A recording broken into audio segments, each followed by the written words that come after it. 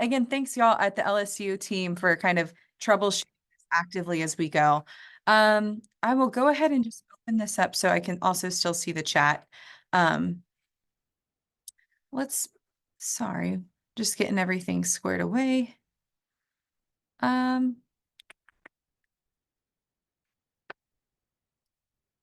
okay. Well, before we kind of just go on into it, again, my name is Dr. Emalee Nelson-Stone. I'm a learning specialist and tutor coordinator at the University of Texas at Austin. I'm really excited to kind of take the next half hour or so to discuss a couple of things that we have implemented here at the University of Texas, to kind of talk about how we can help promote the professional development of our part-time staff. For those of you in the kind of intercollegiate athletic space, which I think is most of us, this is a huge piece of the work that we do.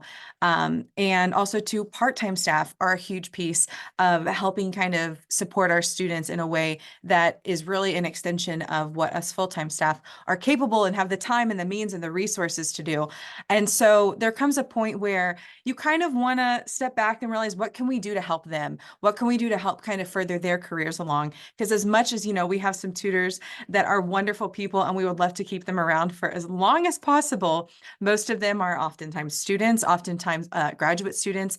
And we know that there are many wonderful things on the horizon for them in their own professional academic careers, whatever it may be. Even though, again, we would love to keep them around for as long as possible, but that's part of why they're wonderful, is part of the reason why we hire them to work with our students. And so if there was something we could do to help make them a little more confident, secure, supported, not only in the time that they're here with us at the University of Texas, but also to set them up for whatever is next. If that's one small piece we can do to help show our appreciation and help them get a little further down the road, then why not? What are things we can do to help kind of get that show going?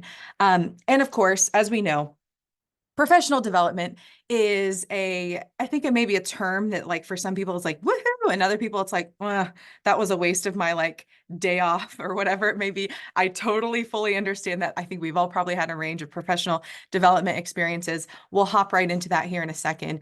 But ultimately, for the purpose of the next half hour that we have together, I kind of want to talk about professional development, kind of what it is. Obviously, I think that's not nothing new to any of us here in our Zoom room together, but also some tangible things that we can take away, the things that have worked for us here at Texas that we've implemented in part of our tutor training. And then also to maybe use a space for collaboration at the end to kind of talk about if there's any sort of professional development that you've utilized in your own programs for your part-time staff, so we can walk away with some really kind of at least a couple of things that maybe we can implement and help support our part-time staff. So with that being said, we'll just go ahead and go right into it. So my kind of background is a little unique. I come from the kind of traditional higher education route. I completed a PhD, but I also, obviously, in the route to doing that, was a graduate student for a very long time. Received my master's degree, and then obviously as an undergraduate. And I feel like, especially when we get into higher education, I don't come my background, my PhD and my master's degree is not in education. It's in American history and then kinesiology, which I can tell you all about that on another day. But when you're really more kind of in those content specific degree programs, there is so much less emphasis placed on pedagogical approaches. And so, especially for teaching assistants, we would get into a classroom and it's like you'd either kind of sink or swim. And I think that's also partially why some of our students either have a really wonderful TA or they don't, because there really is not a lot of emphasis placed on how to be a good TA or how to be a good professor. Ultimately, it's like one of those things that you have it or you don't. And so within my experiences in higher education, there was not a huge piece of it. It was more if you had time and the efforts that was done by faculty, it was more to kind of help further your research or your own kind of personal research on a particular subject, not about improving your teaching techniques. So when I got to in the midst of my own kind of journey, I also worked for the YMCA of Honolulu. I worked for a SNAP Ed program, SNAP Ed implementing agency here in Texas. So it was more kind of a professional route. And it was my first time that I was really kind of less so in higher education. And while I was doing that, there were so many programs and so many opportunities of how can you make yourself better? How do you make yourself a better employee, a better worker, a better teammate, a better colleague, all these different things. And I was like, this is so cool. Like, why didn't we have this in higher education? And so in that midst, I came back to school, finished my PhD at UT, and then I started working as a part-time tutor here in the athletic department. And then ultimately a learning specialist position opened up. And within that, I also started to take on the role of tutor coordinating. So it really is a super unique journey that I realized that I went from a higher education area where there's not a lot of emphasis on professional development. And then I went into a career where it was like, how are we doing to make ourselves better and everyone around us better? And then it turned back to, I would say for full-time staff, especially at Texas, we have a lot of professional development opportunities, but especially with tutors. And I think this is something that I can probably share the sentiment with a lot of y'all is that oftentimes, especially we just have limited time, and especially we have tutors who are coming in and they get onboarded. We need to train them, and then we need them to work. We have a ton, we have almost over 600 student athletes.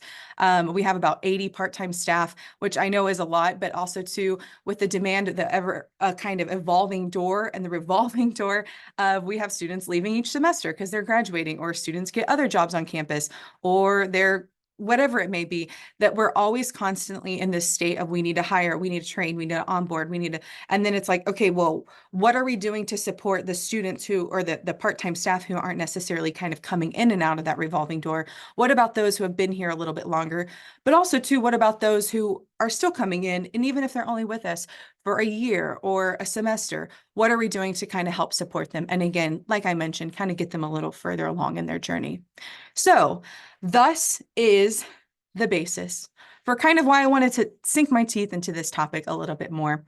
And so I know we have had some technical difficulties, so I'm going to go out on a limb here, and I'm going to use, I don't know if y'all ever use Mentimeter. I love it.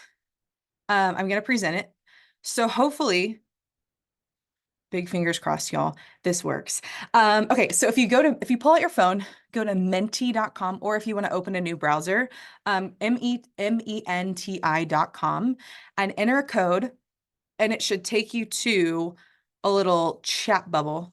And so this way, I was like, well, first we can maybe do it in the Zoom chat, but I want to get real authentic and give me your unfiltered thoughts on what you feel about professional development. Maybe a stigma, an idea, an experience you've had. Go ahead and share that in the chat, and we'll go from there. Is that working for y'all? Okay, amazing. We went out on a limb. It worked.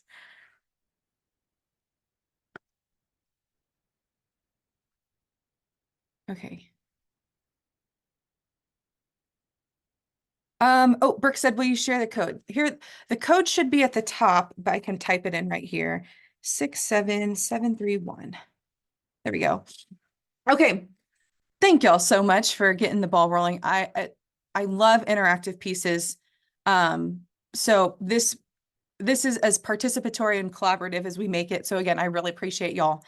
Okay, so what are we feeling? It can be useful if done correctly. At times, it just feels like a check in the box. I am 1,000,000% totally understand and share that exact same sentiment too. If it's done right, it can be really effective.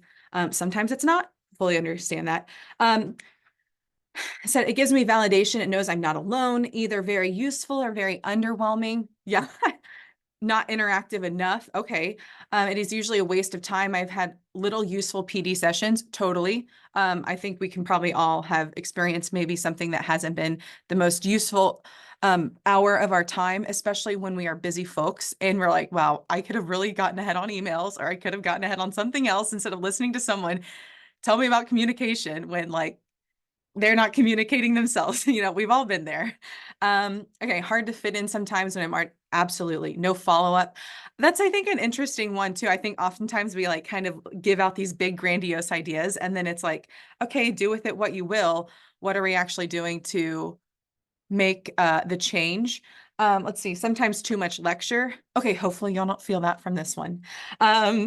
Very important, depends on the topic and the effectiveness of the speaker. As a student, it can sometimes feel forced unless it's planned and according to needs. Okay, so if there's an intentionality, I think, behind it, I feel like that's kind of the sentiment I'm getting. Needs to be more interactive, sometimes feels like checking a box.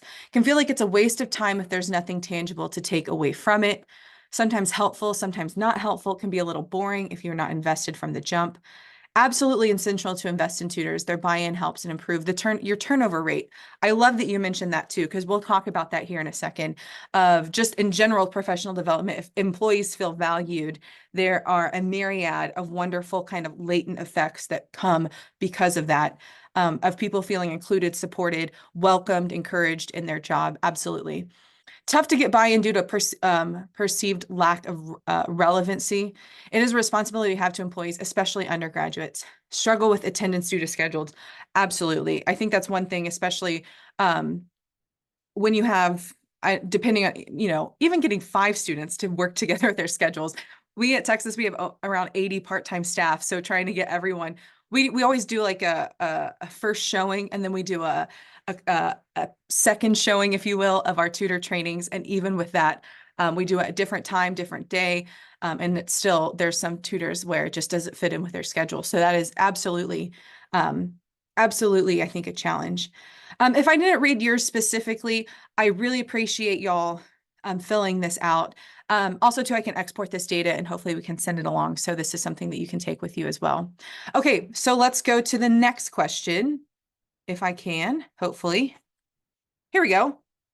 Okay, so you should have had some sort of scale for the second question. I enjoy participating in professional development programming efforts. For those who strongly disagree, that would have been a 0. It's like, I think 1 to 5. So for the most part, 3.7, I would say that's generally kind of in the more favorable. Oh no, it's kind of going down. Hopefully this isn't one of them. Slightly, okay, 3.6 in terms of enjoy participating in professional development programming. Again, kind of around the same ballpark of I find professional development effective. So we're kind of, hovering somewhere in the middle. Oh no, it's going down. This is the thing about live feedback. I hope it's not because of me. And then let's see, professional development efforts feel like a waste of time. So a little less lower, kind of, again, still kind of hovering around the middle. But a little more to the strongly disagree. So I guess based on thank y'all so much for participating and providing this feedback. I'm really glad that also this worked, and I'm going to go back to my Canvas slide. So here in a second. But I feel like based on the first question and then also to the second one, I feel like the general kind of idea and gist I'm taking away from this responses is that it can be really effective if it's intentionally done, if there's some sort of structure to it, and if it's something that where the employees know that they're feeling supported and there is a sort of encouragement into we're investing in you, we want to see you do well, do better, to grow, to improve. And it can be really well done. And then on the other side, if it's not, if it seems kind of slapped together at the last second, a little haphazard, or just, I'm just saying this because I'm saying it, but there's no kind of actual intentionality or effort to kind of back it up. Maybe that's the following up piece of it. Then it really is sometimes a flat out waste of time. So hopefully, okay, let's go ahead and exit out of this. Let's go back to our Canvas slide and we'll hop right into kind of the back half, and we'll talk just briefly in our time together of just professional development, kind of what it is specifically, and some things that have worked here for us at Texas. So this is from the Harvard School of Ongoing Leadership and Development. I'm so sorry, y'all. My notes for this presentation have somehow got lost, and I don't want to close anything down, so I'm just going off the dome. So I don't know which branch of Harvard specifically, but it is from Harvard, and it is the professional development, which is gaining new skills through continuing education, career training after entering the workforce. So it can include taking classes, workshops, attending professional industry conferences, and earning a certificate to expand your knowledge in the chosen field. And you're like, okay, well, that is the most formalized definition of professional development.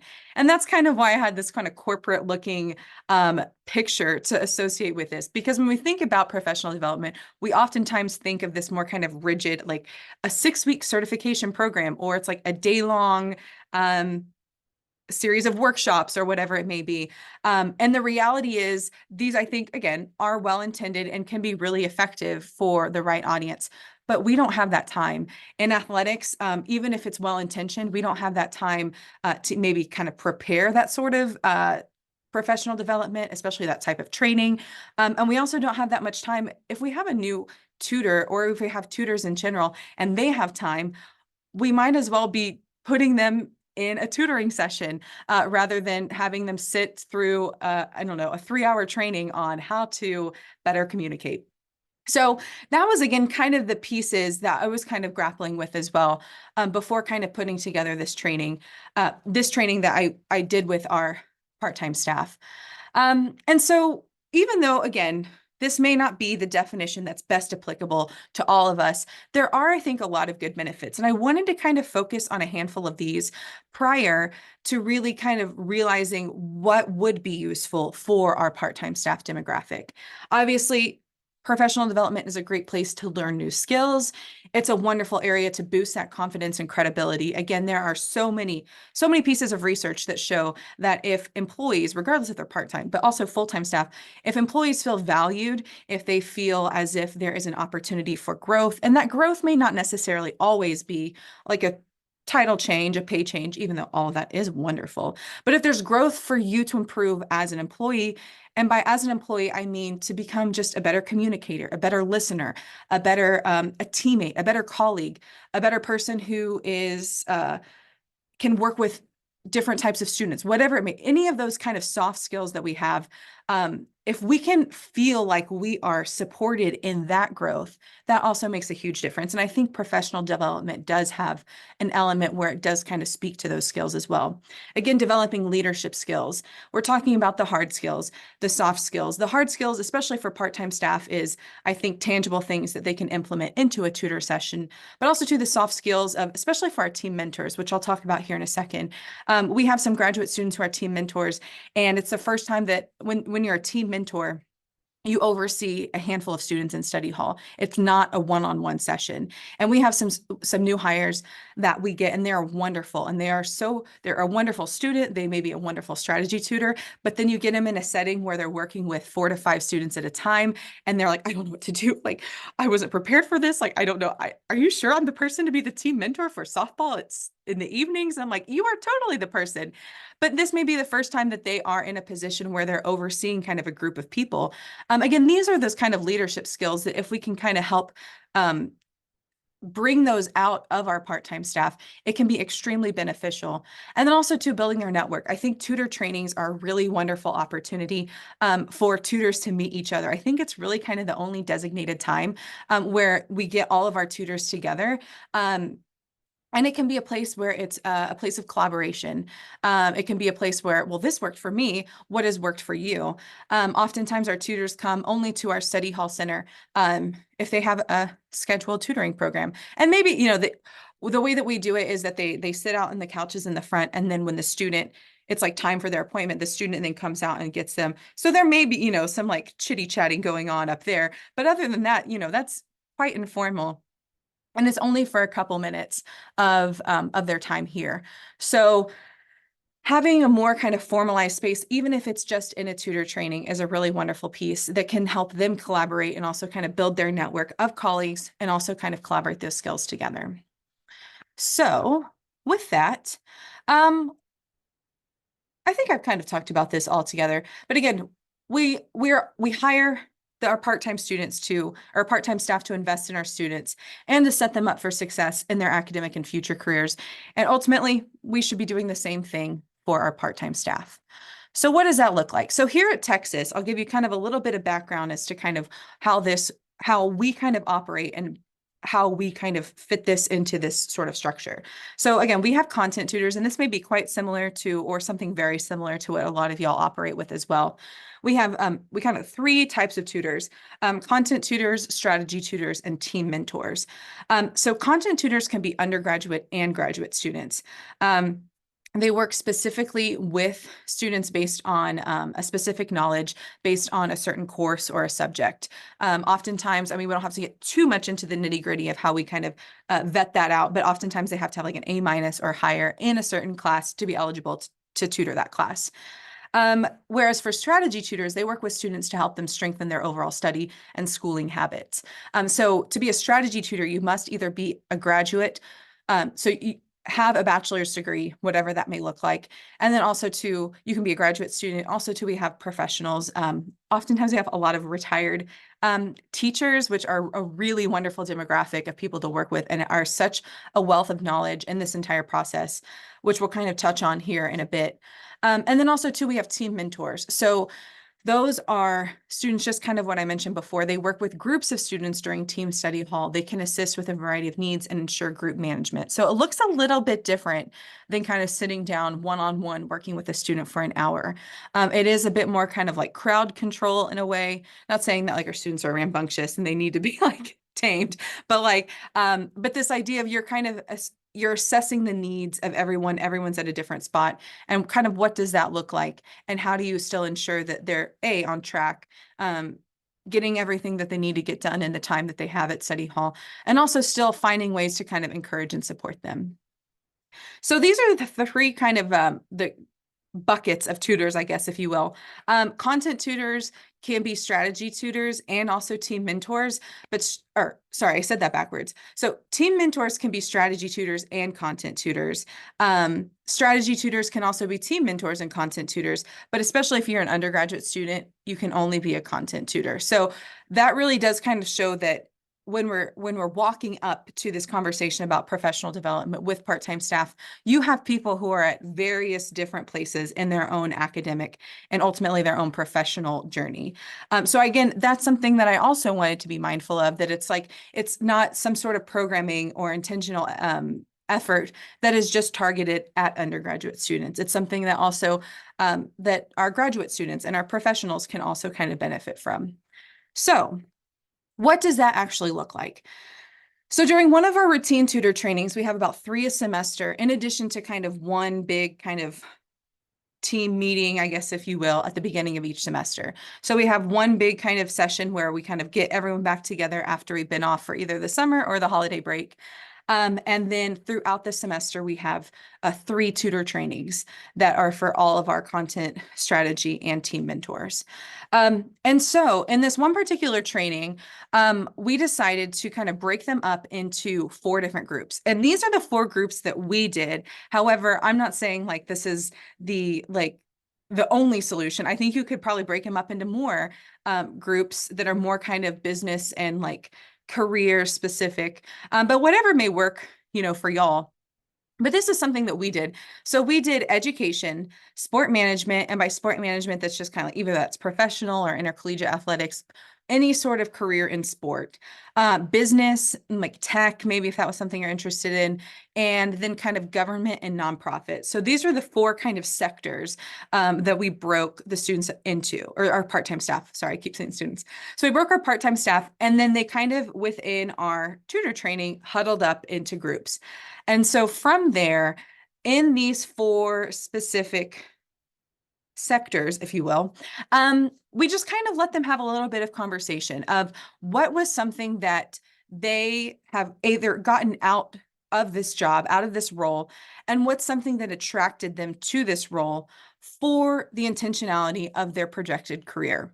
So this is, I think, is really interesting. And if you give me 2 seconds, I am, however, going to pull my notes back up because this was something that I think was really interesting and the trends that we sort of saw in how part-time staff kind of approached these conversations. So what's really interesting is that the education students, so these are either students who are maybe like undergrads but want to go into teaching, or maybe the graduate students who are interested in a career in higher education, or if someone interested in K-12, any sort of education sector, they were really they were interested in this role because of the focus on teaching. They were really interested in how they adapted to various learning styles and meeting students where they were to help them succeed. And I think this is the next slide. There we go. Okay. So these are the really kind of things that the education sector students saw the benefit of having this job on their resume. Whereas the sport management students, they were really interested in kind of the operational knowledge of intercollegiate athletics, which again, if you think of like kind of part-time staff, especially tutors, you're like, well, that's not the kind of most specific thing as to why we hire them. However, you do, especially if you've been here a while, you do kind of see a lot of things that operate behind the scenes that a lot of people don't. Um, they were, I think, also interested in leveraging the Texas Athletics name on their resume, which again is extremely, I totally get it, extremely valuable, carries a lot of weight, especially in the intercollegiate world. And also to the kind of experience of working directly with athletes, having a more kind of niche understanding of how student athletes operate behind the scenes. Um, so the next one, the business sector, they were really interested in kind of highlighting the fast-paced environment. The adaptability of their strategy or how they worked with the students, whether that was in a content specific session or it was in a strategy session or even being a team mentor. And they were also really emphasizing their efficiency and command of skills, which is, again, someone, if you're wanting to go for McCombs is our business school. We have a lot of tutors from McCombs who are here, especially for those accounting, those management classes that I know there's a lot of us here who work here. We're way more humanities friendly, I would say, in our full-time staff. So we don't have a lot of people who can help with accounting. So we really lean on our folks from McCombs to kind of help that area for our students.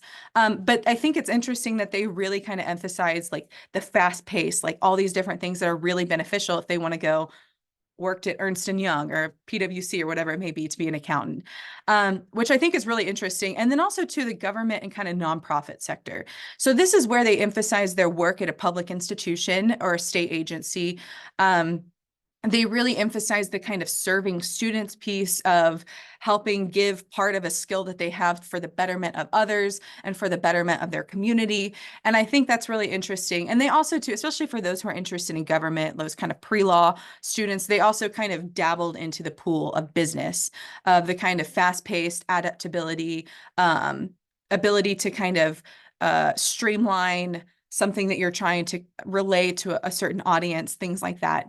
And so based on these conversations that they had in their 4 various sectors, we gave them a little a resume workshop. And so one of the things that we do for our part-time staff is that the Texas Career Engagement Center comes and does a kind of resume workshop for our strategy tutors and our professional writing tutors.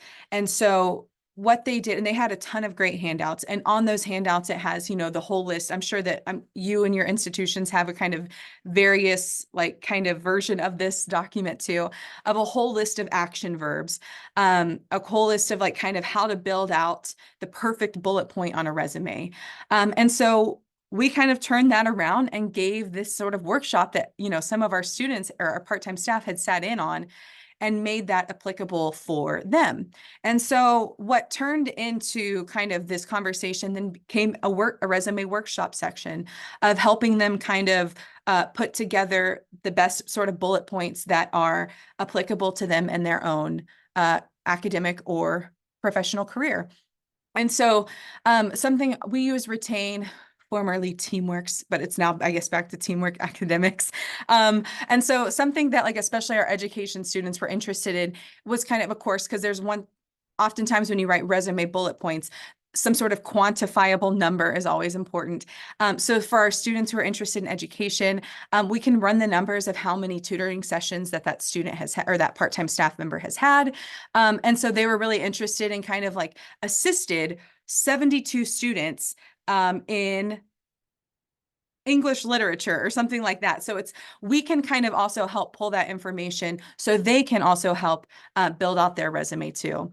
And so within their own various groups, not only did we do a resume kind of workshop session, but we also did a kind of mock interview piece of kind of where, and this is where I think the really unique kind of range of our demographic in terms of age of our part-time staff really came into being quite beneficial. So we had some of our older part-time staff members who are those kind of retired teachers.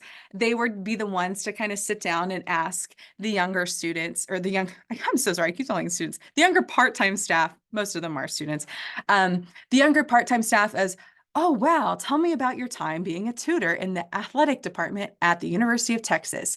What did you do specifically? And this was a chance where they could sort of more verbalize a piece of these kind of resume bullet points and talk about their experience in a way, again, just like our athletes, just to get good practice at it. And again, we were very, very adamant in assuring them that we're not telling you to practice your interview because we want you to leave. But these are just good skills that, again, show them because we know that they're not going to be here forever. But what they can do to kind of also help capture the amazing work that they do in a way that is beneficial for them and their ultimate career trajectory. So, all that to say, that is kind of all that I have is what's worked for us. Please feel free. I have the chat open, but is there anything that has worked for y'all? We have about 5 minutes left. Is there anything that has worked for y'all in your own institutions?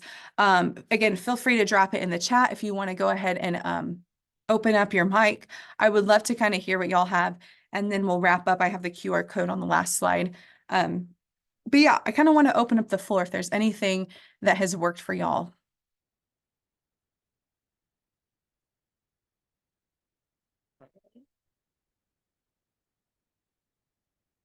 And if not, that's also okay.